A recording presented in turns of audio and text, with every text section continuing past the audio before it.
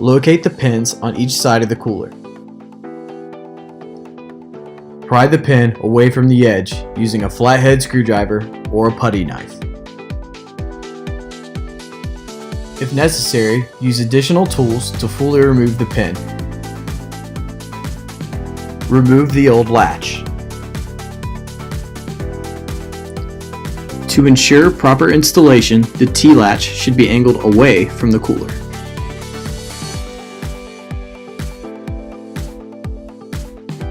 Now, insert the latch into the groove and push the pin back in place.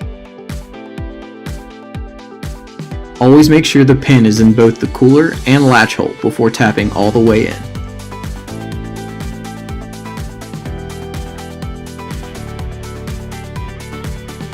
And just like that, you've securely installed your new T-latch.